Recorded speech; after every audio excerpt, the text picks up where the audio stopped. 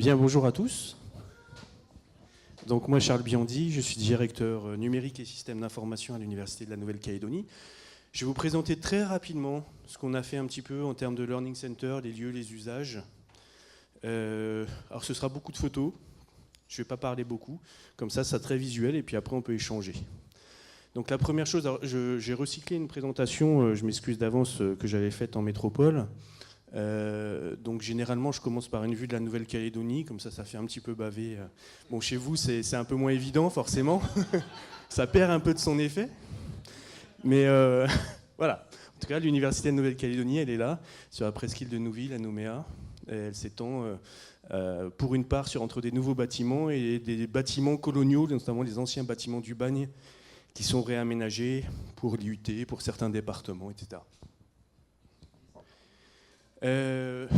Notre construction des Learning Centers, elle s'est faite dans le cadre d'opérations globalisées. Donc, ce qui était avant le pôle numérique et technologique et qui s'appelle maintenant le bâtiment Sigma.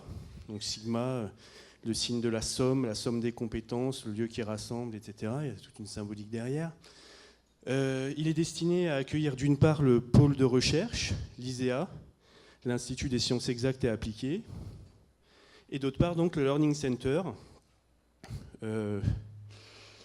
avec voilà, la construction des plateaux techniques du laboratoire de sciences, avec le transfert, alors tout un ensemble de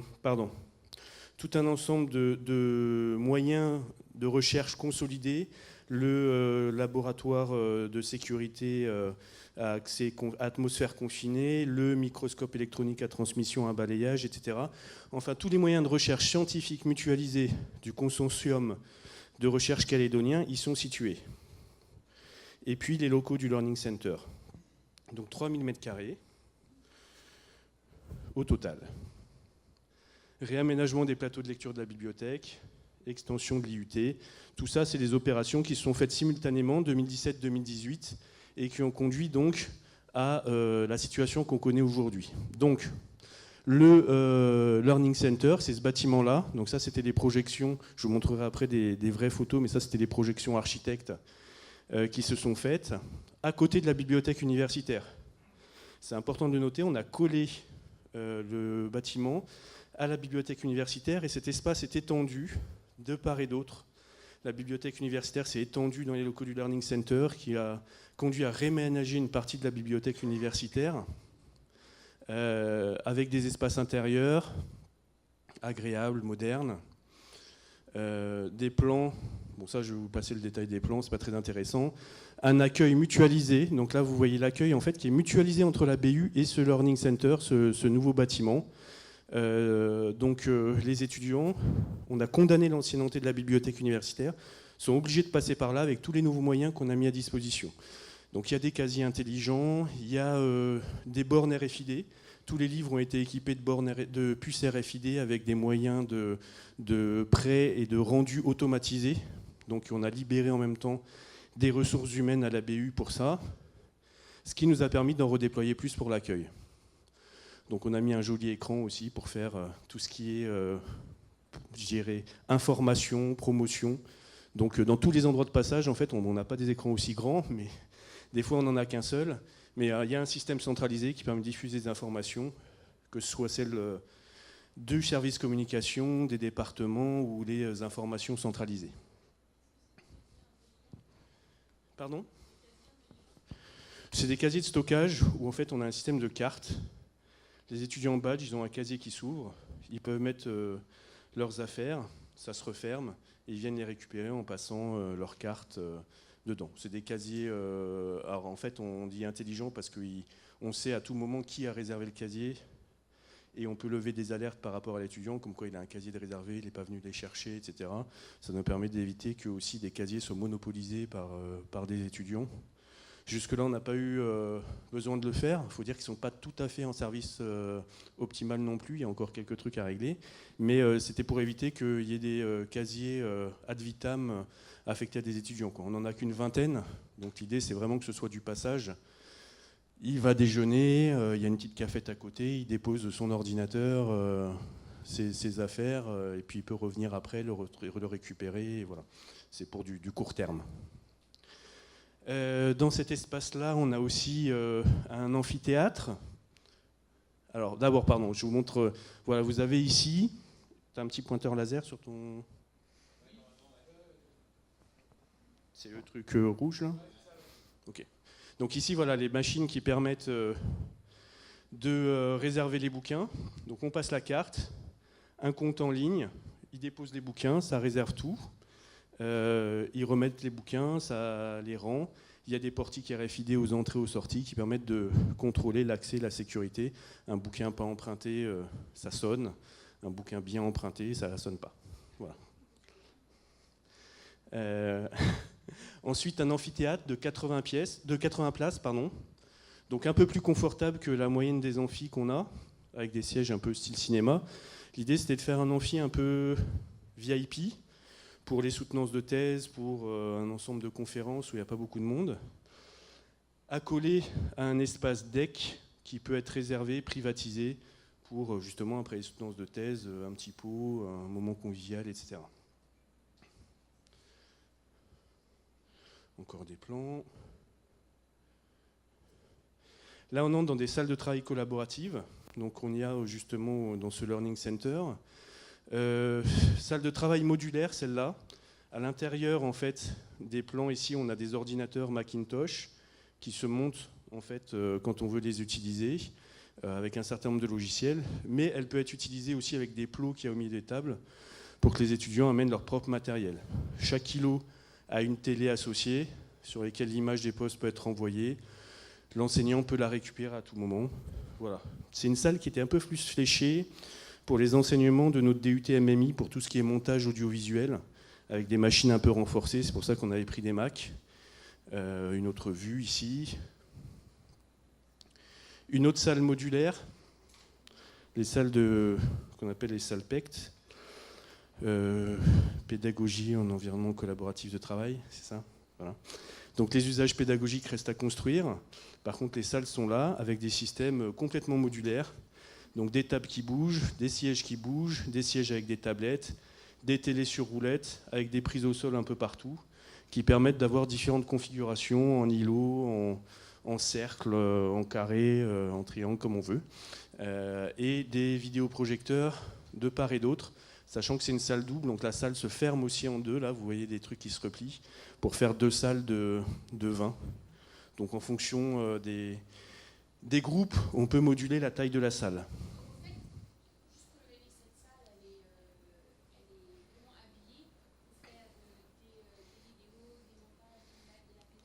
Celle-là, oui. Celle-là, elle est juste à côté. Elle n'a pas de poste. Par contre, elle est couverte en Wi-Fi, etc. Et elle peut être configurée comme on veut. Voilà.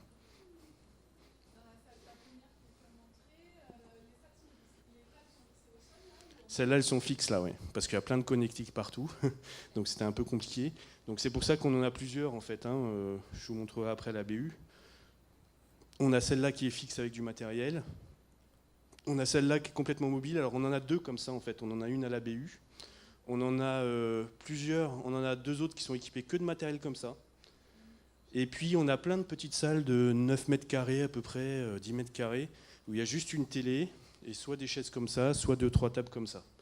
Et là, les étudiants, ils reconfigurent comme ils veulent, ils les louent eux-mêmes là au sein de la BU, et ça bouge assez facilement. Ensuite, ce qui va de pair avec la salle de production multimédia dont je parlais, là, qui est équipée de matériel renforcé, c'est le studio de production audiovisuelle. Donc là, on a le studio avec le fond vert, sa régie. Alors, l'image date 2, depuis on a une grille installée au-dessus avec les lumières et des caméras. Même si le fond vert demande à être bien repeint parce qu'il y a quelques ajustements à faire. Et donc on va l'ouvrir d'ici la fin de l'année. Là, l'objectif, c'est à la fois pour la production audiovisuelle interne à l'université, pour les cours en ligne, ou pour louer aussi à l'extérieur. Il y a NC Première qui est vachement intéressée, ils ont besoin de plateaux, et aussi des productions locales. Et on y réfléchit aussi pour des opérations de valorisation de la recherche aussi. Voilà, ça peut être intéressant. Un petit espace DEC entre la BU Et le Learning Center, c'est la jonction au premier étage. La jonction au rez-de-chaussée, c'était de l'accueil. La jonction au premier étage, c'est ce petit espace deck qui est aménagé. Alors au départ, on l'a aménagé comme ça, on ne savait pas trop. Et en fait, on s'est aperçu que c'était un point central de passage des étudiants. Ils sont toujours là. Ils se posent toujours là. Bon, c'est vrai que le cadre est sympa, hein, ils ont un petit endroit. C'est plus cool que la BU, on peut parler, on peut manger, mais c'est juste à côté, donc on peut aussi facilement travailler.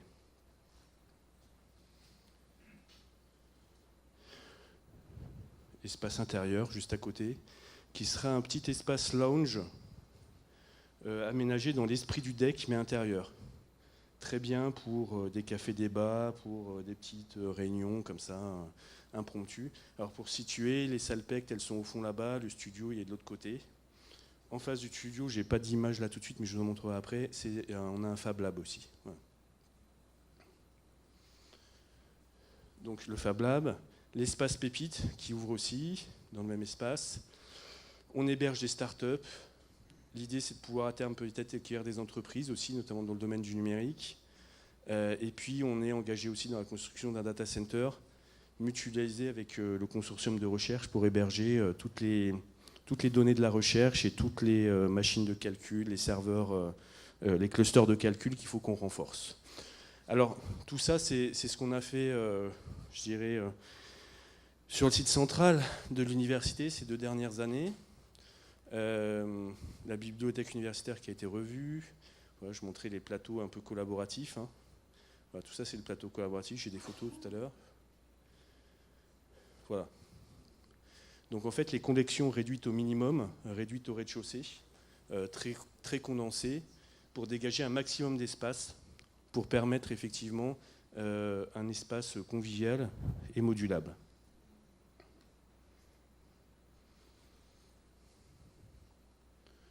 Des tables, des chaises, les petits box dont je parlais qui sont ici. Alors les étudiants ont pris l'habitude de les fermer avec les petites parois mobiles qu'on a mis pour limiter le son. Alors en fait, ils se les approprient, donc ils se mettent dedans, en fait, normalement c'est ouvert, et puis ils ferment. Et ils sont bien. Ils sont bien, ils travaillent ou ils dorment, ça dépend, mais voilà. Mais c'est un lieu vraiment de vie, hein, la BU. C'est devenu un lieu de vie avec ses matériels un petit peu. Ceux des résidences universitaires descendent beaucoup à la BU. Il y en a beaucoup qui reviennent. On expérimente les horaires tendus le week-end, le dimanche même. Il y a toujours beaucoup d'étudiants. Et dans toutes les configurations, qui travaillent, qui lisent, qui se reposent, qui viennent juste passer un moment ici, consulter Internet. Et tout ça, en fait, ça nous sert aussi de support à nos enseignements à distance.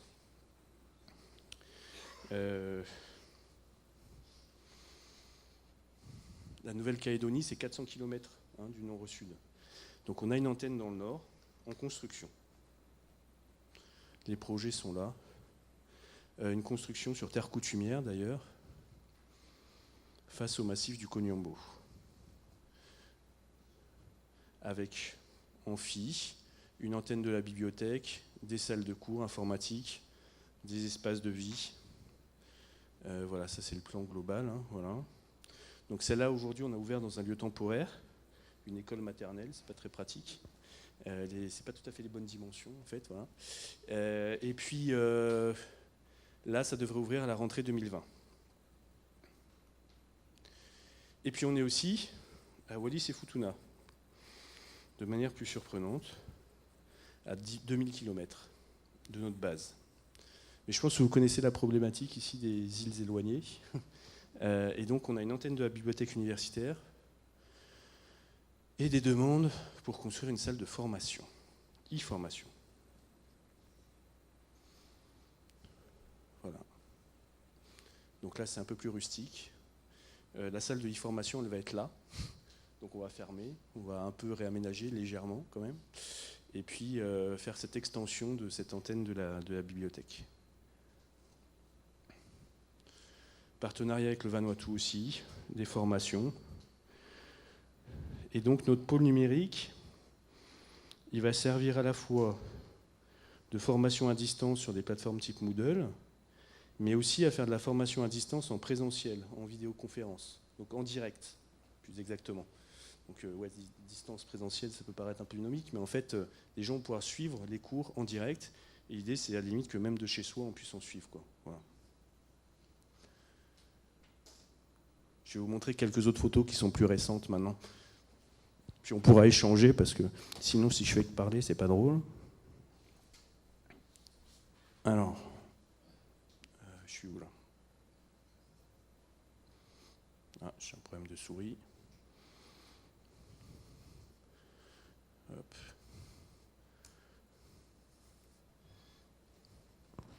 J'ai dû désactiver ma souris d'une manière ou d'une autre. Bon.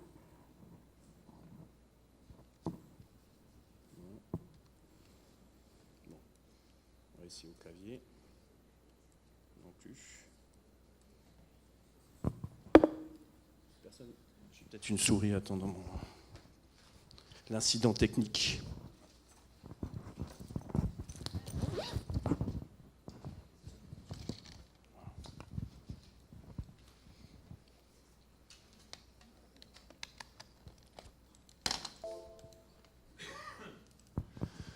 Donc l'amphi dont je vous parlais, l'amphi 80 donc dans le pôle numérique, le studio ça on a vu, la cafette on a vu, l'espace d'accueil.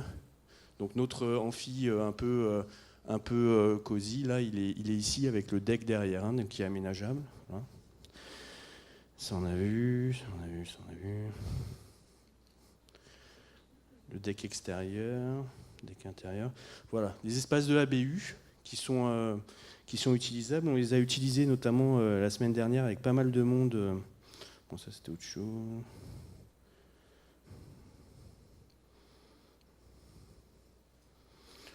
Voilà, encore la BU. On ne voit pas très bien, mais vous voyez ici, vous avez des matériels aussi un peu hauts dans lesquels les étudiants peuvent s'isoler. Donc c'est des canapés en fait, mais avec une paroi haute isolante phoniquement. Ce qui fait qu'ils peuvent se faire des petits groupes de travail avec une petite table au milieu ici, c'est assez sympa.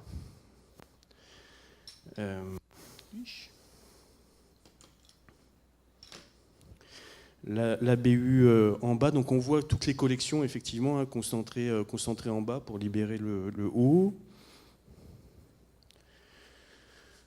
Où est-ce que j'ai mis les autres vues là?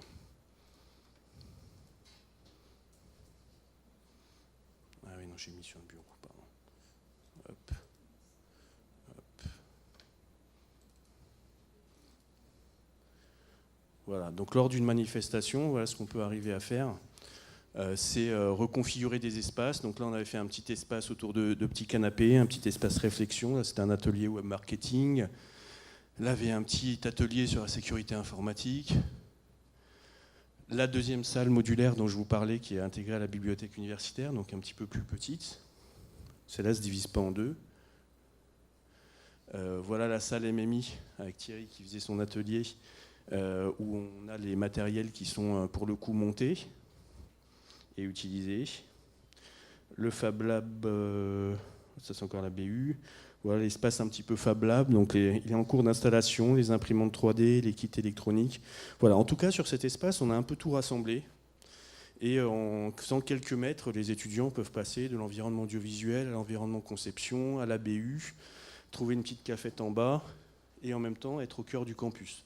Donc ça a vraiment réorienté la vie du campus autour de ce bâtiment-là, qui est vraiment en plus le bâtiment qu'on voit le plus quand on arrive et qui est devenu complètement central. On a un campus, vous l'avez peut-être vu sur la première photo, qui est assez dispersé. Donc on a l'ESP d'un côté, jusqu'à l'IUT de l'autre côté, les résidences universitaires, plusieurs départements. Et là, on a vraiment recentré avec ce bâtiment, et ça va prendre toute sa dimension l'an prochain, les lieux de vie autour de lui.